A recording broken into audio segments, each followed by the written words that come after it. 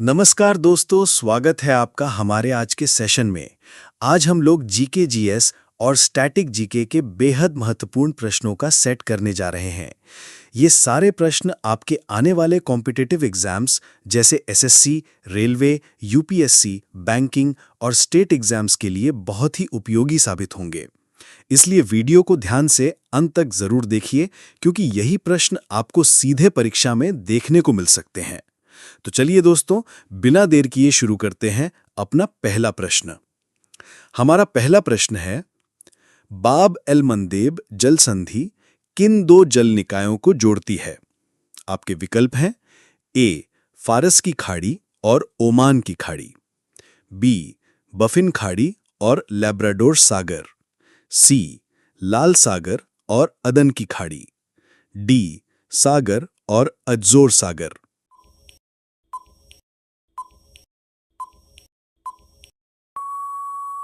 सही उत्तर है विकल्प सी, लाल सागर और अदन की खाड़ी। बाब एल मंदेब जल संधि एशिया और अफ्रीका को अलग करती है तथा ये लाल सागर को अदन की खाड़ी से जोड़ती है। ये अंतर्राष्ट्रीय व्यापार के लिहाज से बहुत महत्वपूर्ण समुद्री मार्ग है। चलिए बढ़ते हैं अपने दूसरे प्रश्न की ओर। प्रश्न निम्नलिखित में से कौन सा बैराज या बांध भारत बांग्लादेश सीमा के सबसे निकट स्थित है? आपके विकल्प हैं ए तिलैया, बी फरक्का, सी दुर्गापुर, डी मंसानजौर।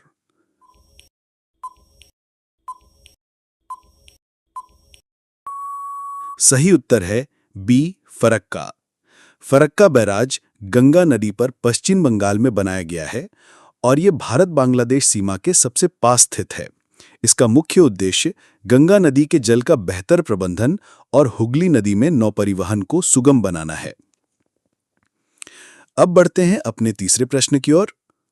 प्रश्न निम्नलिखित में से किस बांध का निर्माण कृष्णा नदी पर किया गया है?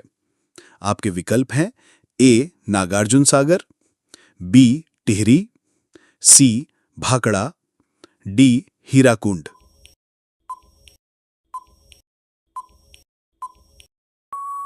सही उत्तर है ए नागार्जुन सागर।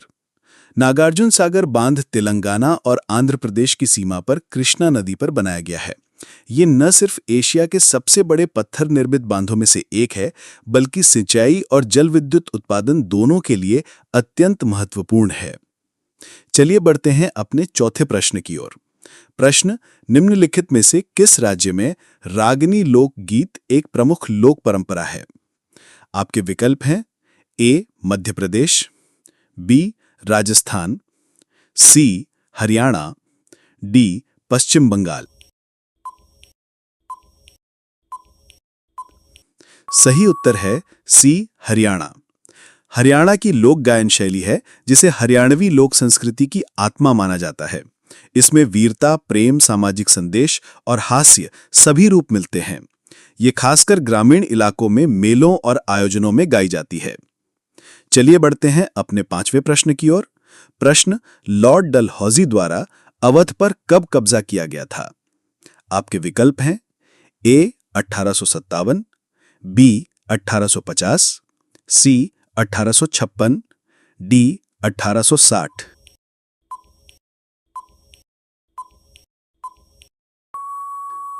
सही उत्तर है सी 1856। लॉर्ड डलहौजी ने डॉक्ट्रिन ऑफ लैप्स और मैल एडमिनिस्ट्रेशन का बहाना बनाकर 1856 में अवध का विलय ब्रिटिश साम्राज्य में कर लिया। यही कदम 1857 के विद्रोह का एक बड़ा कारण बना। अब बढ़ते हैं अपने छठे प्रश्न की ओर।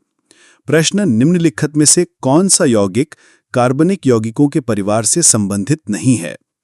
आपके विकल्प हैं ए अमोनिया, बी नोनिन यानी नोनेन, सी Sudan, D decane.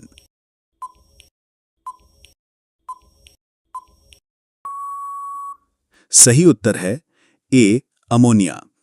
Ammonia NH3 एक अकार्बनिक यौगिक है क्योंकि इसमें कार्बन परमाणु नहीं होता है, जबकि नोनीन और डेकेन हाइड्रोकार्बन परिवार के कार्बनिक यौगिक हैं और सूडान एक कार्बनिक डाई यानी रंजक है।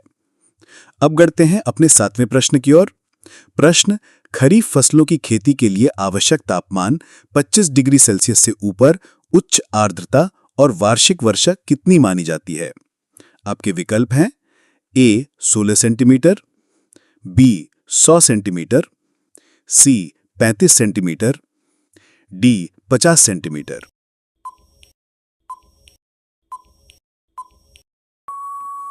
सही उत्तर है बी 100 सेंटीमीटर। खरीफ फसलें जैसे धान, मक्का, ज्वार, सोयाबीन आदि को गर्म और आर्द्र जलवायु चाहिए। इनकी अच्छी पैदावार के लिए लगभग 25 डिग्री सेल्सियस से ऊपर तापमान और 100 सेंटीमीटर या उससे अधिक वार्षिक वर्षा आवश्यक होती है। अब बढ़ते हैं अपने 8वें प्रश्न की ओर। प्रश्न, भूत या नैता नृत्य निम्नलिखित में से किस राज्य में किया जाता है? आपके विकल्प हैं ए पश्चिम बंगाल, बी उड़ीसा, सी सिक्किम, डी नागालैंड।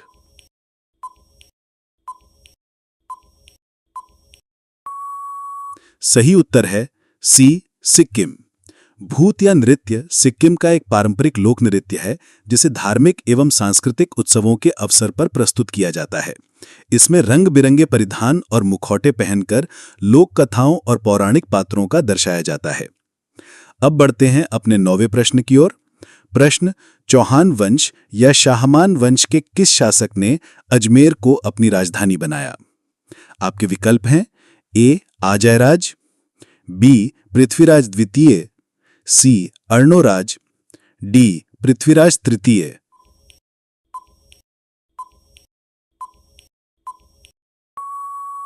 सही उत्तर है ए अजयराज। अजयराज चौहान ने 12वीं शताब्दी में अजमेर को अपनी राजधानी बनाया और इसे अजय मेरू नाम दिया। बाद में यही नगर राजनीतिक और सांस्कृतिक दृष्टि से अत्यंत महत्वपूर्ण बन गया। अब बढ़ते हैं अपने 10वें प्रश्न की ओर। प्रश्न, निम्नलिखित भारतीय लेखकों में से किसने माय स्टोरी नामक आत्मकथा लिखी है? आपके विकल्प हैं ए अरुंधति रॉय, बी शोभा डे, सी किरण देसाई, डी कमला दास।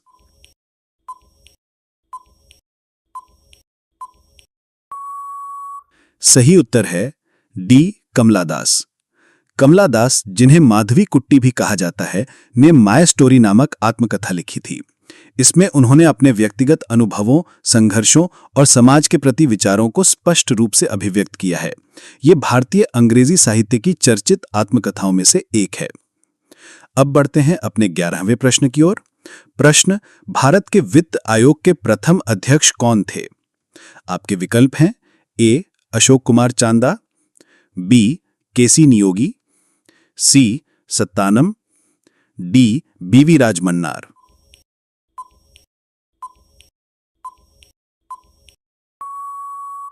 सही उत्तर है बी केसी नियोगी। भारत के प्रथम वित्त आयोग का गठन 1951 में हुआ था और इसके पहले अध्यक्ष केसी नियोगी थे। वित्त आयोग का मुख्य कार्य केंद्र और राज्यों के बीच वित्तीय संसाधनों का वितरण करना होता है। अब बढ़ते हैं अपने 12वें प्रश्न की ओर। प्रश्न, देवसेन द्वितीय या देवसेना टू निम्नलिखित में से किस शासक राजवंश से संबंधित थे? आपके विकल्प हैं ए वाकाटक, बी पुष्यभूति, सी मैत्रक, डी मौखरी।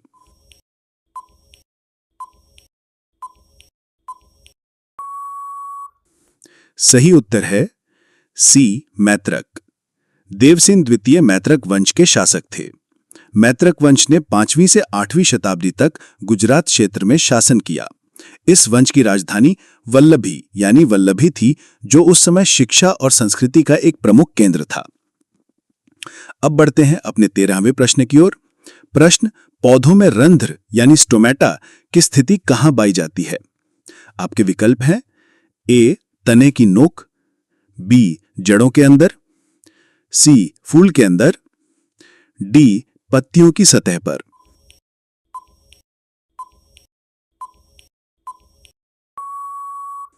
सही उत्तर है डी पत्तियों की सतह पर।